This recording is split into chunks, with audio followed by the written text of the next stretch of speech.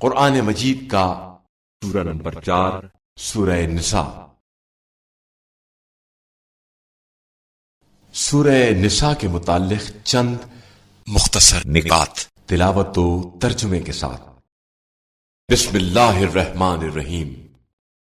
سورہ نساء موجودہ ترتیب کے لحاظ سے قرآن مجید کا سورہ نمبر 4 اور ترتیب نزول کے اعتبار سے سورہ نمبر 92 ہے۔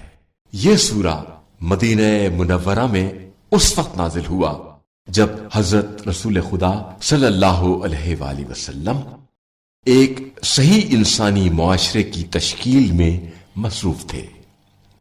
اس سورے میں خواتین کے مسائل پر کثرت سے گفتگو ہوئی ہے، اس لیے اسے سورہ نساء کہا جاتا ہے۔ آیت نمبر 24 میں متاع کے حلال ہونے کو بیان کیا گیا ہے۔ متاع وہ نکاح ہے جس میں معین مدت کے لیے نکاح پڑھا جاتا ہے۔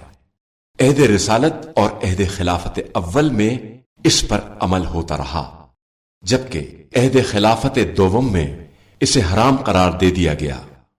آیت نمبر 59 میں پروردگار عالم نے اللہ، رسول صلی اللہ علیہ وآلہ وسلم اور صاحبان امر کی اطاعت کا حکم دیا ہے، اور روایات اور تفاسیر کی روشنی میں صاحبان امر سے مراد ائمہ معصومین علیہ السلام ہیں، کیونکہ جن کی اطاعت کا حکم دیا گیا ہے وہ کوئی معمولی انسان نہیں ہو سکتے، بلکہ وہ ایسی ہستیاں ہوں گی جو خدا کے نزدیک قدر و منزلت رکھتی ہوں، اور رسول خدا صلی اللہ علیہ وآلہ وسلم کے بعد معصومین علیہ السلام کے علاوہ کون ہے جو خدا کے نزدیک مقرب ہو؟